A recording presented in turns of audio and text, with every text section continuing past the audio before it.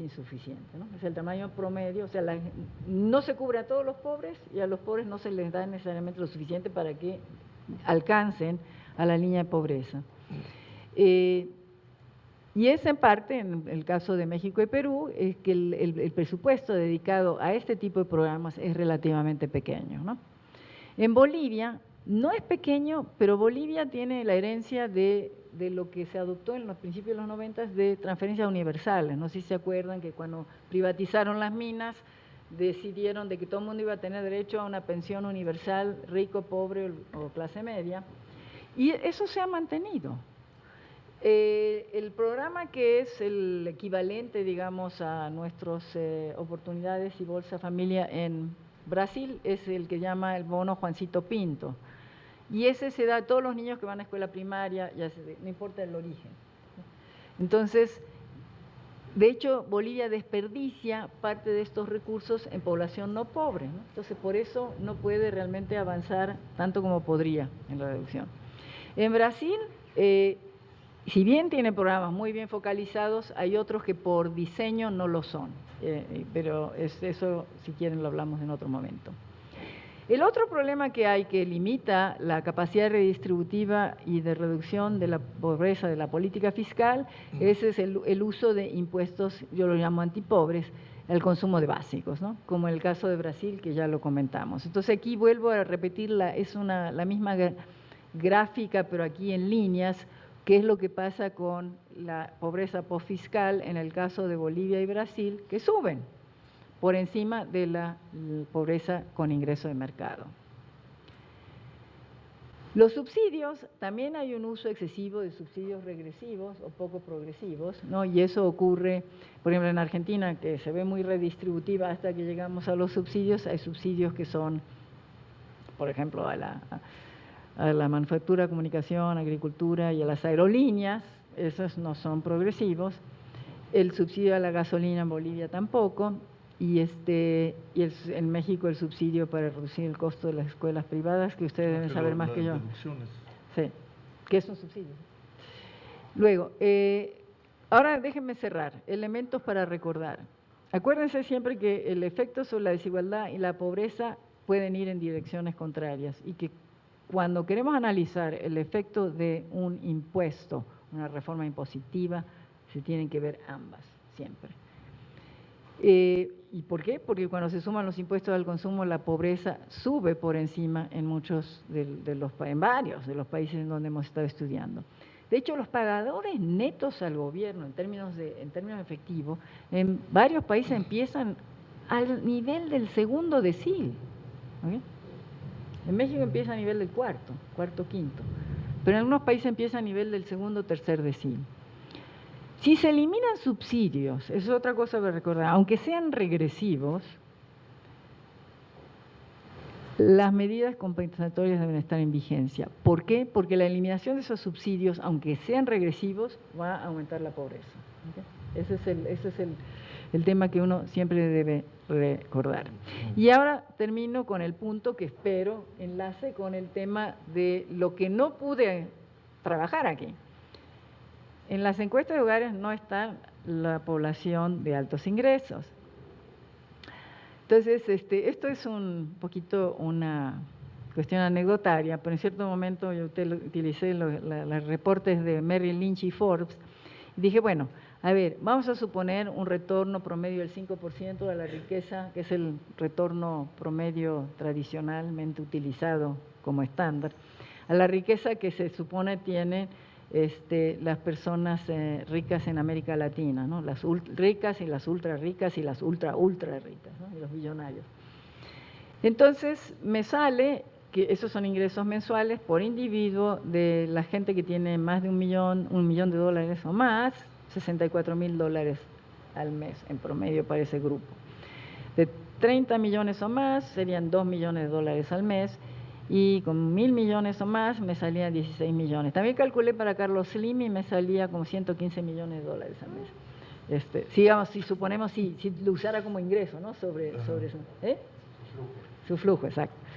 Bueno, acuérdense de estos datos. Después miré, antes de la crisis, en las encuestas, porque la crisis puede haber afectado, cuáles son el ingreso de los dos de los 2 hogares, ingreso del hogar, de los 2 hogares más ricos en cada encuesta.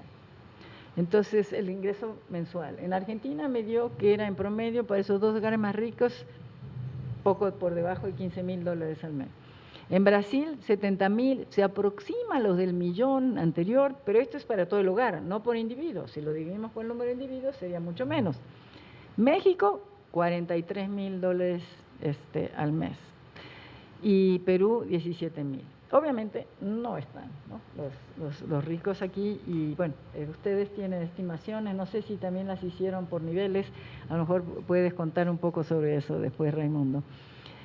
Bueno, entonces yo estoy trabajando, de hecho, sobre una idea que sería hacia una agenda de principios y transparencia fiscal. Entonces yo creo que, por ejemplo, tiene que ser un requisito que cualquier reforma fiscal vaya acompañada de un análisis de incidencia como el que acabo de mostrar. ¿Cómo está hoy? ¿Qué puede pasar si cambiamos? Cuando cambiamos las cosas, por cierto, puede haber respuesta de comportamiento, se puede sofisticar, hagan todo lo que quieran en términos de cómo se quiere hacer esa simulación, pero que sea parte de la discusión pública. Yo creo que se debe pedir que el sistema de impuestos y transferencias en su conjunto debe reducir la desigualdad. Uno espera que eso siempre ocurra, pero puede no ocurrir. Bueno. Pero también debe ser diseñado con la posibilidad de reducir la pobreza extrema al máximo. O sea, no solamente desigualdad, sino también cuál va a ser el piso postfiscal. Y ahí, entonces, es muy importante esta cuestión de que no haya pagadores netos entre los pobres, ¿no? Que estamos empobreciendo a los pobres.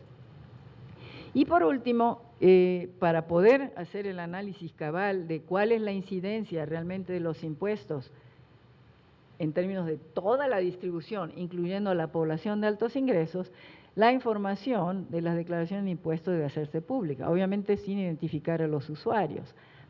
Hay un gran número de países que lo vienen haciendo. En Estados Unidos se publica esa información desde el año 1913. Entonces hay más de un siglo de datos, ¿no? Que uno puede, y de ahí donde salen todos estos estudios de que el 1% ha estado creciendo y el 0.01% ha estado creciendo. Todos los países europeos la han puesto a disposición desde algunos de los 30, entonces, digamos, es cosa común. En los países en desarrollo, no. Y el grupo, mencionó Rolando antes el grupo de los ingresos tope, donde está Piketty, pero están otros, Atkinson y Sáez y Alvaredo, han logrado que algunos países sí les den información, pero es muy curioso el proceso, porque para Brasil se la dieron hasta cierto momento, 96. ¿no? Hasta 96. Sí, ahora sí. Entonces, como que los brasileños dicen, bueno, hasta ahí estudienlo. En Argentina pasó al revés, se la dieron del 2004 en adelante. No sé si querían tener políticamente información para ver qué está pasando con el tope y usarla. En Colombia se la dieron y después que salieron los resultados dijeron nunca más se las vamos a dar, porque salió que el 1% más rico de Colombia se queda con el 25% del ingreso. ¿Con cuánto? 25%. Y eso, digamos, en las declaraciones obviamente hay mucha gente que no declara ingresos, ¿no? Esto es lo que sale declarado. Y en México, bueno, digamos, uno del grupo ahí, Facundo, lleva muchos años en diálogos con la comisión. ¿Cuál es la comisión de transparencia? No, pero hay una comisión que supuestamente tiene que dar información y son la que debe exigir... dignos de cuadro las respuestas que reciben, ¿no? Porque les dan más vueltas, pero en total que esa información en México nunca se ha podido lograr. Tú trataste de conseguirla para tu doctorado, así que puedes contar algunas anécdotas. Bueno, y digamos, por eso creo, o sea, esto no es solamente para México, es una agenda. Yo lo que se ha hecho es en la OCDE, siempre le digo a Ángel Gurría, porque lo conocemos desde hace muchos años, y él está tan enfatizando la transparencia por la cuestión del lavado de dinero y todo esto, que ¿por qué no meten también la OCDE una agenda de transparencia en ese sentido? Y por lo menos los países que son miembros sientan que eso debe ser parte del código. Entonces, México, Chile, Turquía, los que no han estado dando la hora que son parte de la OECD, a lo mejor podrían empezar a formar parte de esto. Pues sin esa información nos quedamos siempre sin saber qué pasó allá en las alturas, y es muy importante porque si queremos poner los pisos abajo, probablemente necesitamos saber qué hay en las alturas para ver cuánto más podemos grabar a las alturas, ¿no? Entonces, pues aquí termino. Muchas gracias. Muy bien. Más Isa y luego Raimundo. ¿Sí? Como quieran. ¿Sí? Bueno, vamos a... Nora, muchas gracias. Es excelente y estimulante provocación, presentación. Continuemos con esta idea de... Estábamos conversando al empezar con Nora, desde luego, y con Raimundo e Isa. Bueno, que aquí se han hecho, por lo que dice Nora, desde Argentina, ¿no? De Facundo. No, Facundo es parte del grupo de Piketty. De Piketty. De hecho, es el que le dice todos los cuadros a Piketty. O sea, bueno, se ha insistido ante el SAT y otros organismos sobre esta información. Nosotros, les decía, nosotros también lo hemos hecho, en nuestro caso sin tener respuesta alguna, ¿no? Aun cuando se nos ha reiterado que hay un mandato, algún transitorio de la ley de ingresos de algún año del señor, que mandata al SAT a dar esta información. Anecdóticamente se nos ha contado, porque se me ha contado, que de plano algunos altos funcionarios dijeron que no era conveniente porque era pues muy molesta la información. Porque daba resultados realmente impresentables en materia de equidad y de justicia social. Pero en fin. A mí me dijeron, cuando yo no voy a dar nombre, alguien de Hacienda me dijo, lo que pasa es que ustedes los quieren linchar. Así me dijo. Bueno, es lo mismo. Es el mismo funcionario. Yo soy investigadora, yo no quiero linchar a nadie. Bueno, no, les quería decir esto porque pensábamos que una acción que vaya más allá de la acción particular podría ser que como a ciudadanos y específicamente como académicos, pues aprovechando la discusión de la ley de ingresos que ya viene, le pidamos a la Cámara de Diputados que reitere esta exigencia respecto a esta información y tratemos de que se haga pública y lo más publicitada que se pueda, ¿no? Conforme al, ¿cómo se llama? El principio de máxima publicidad, ¿no?